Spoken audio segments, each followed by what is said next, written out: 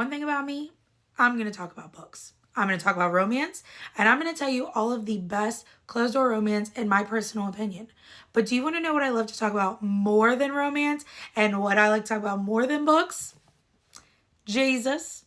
And I would be doing you a disfavor if I did not come on this app and tell you, after sitting here and telling you all of my favorite books, and not tell you about the greatest love story of all time. And also not tell you what type of Bible I use every single day, but also what are my favorite books in the Bible. So number one, I use the Women's Study Bible. This is by the Women's Study Bible. And I have been using this for about 2 years.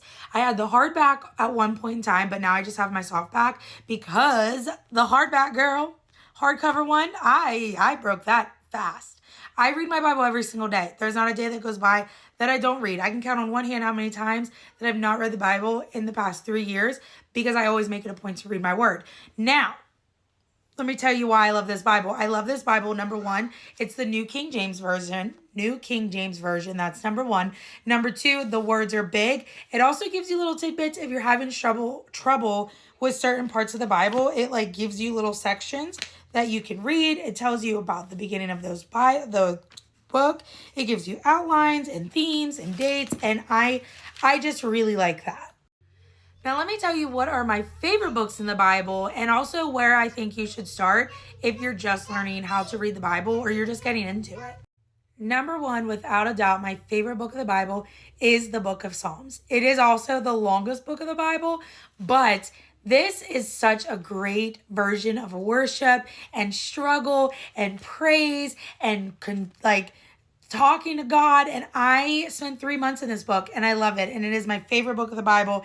And I highly recommend every single person read it. My next favorite book is going to be the book of Romans. And this book is filled with conviction, but also encouragement whenever you are convicted and how to turn from your wicked ways and turn back to God. And it's a hard hitter, but it's one of my favorites. And then we have the book of Matthew. Now, for the longest time, the book of John has been my favorite. But the more that I read the book of Matthew, the more that I fall in love with every part of this. Now, Matthew is going to give you the genealogies. It's going to give you the background and the history. John is going to give you the emotional account of Jesus, which I do love. But I love seeing all of Jesus's teachings in this book and how I can grow closer to the feet of my Savior in just through these pages.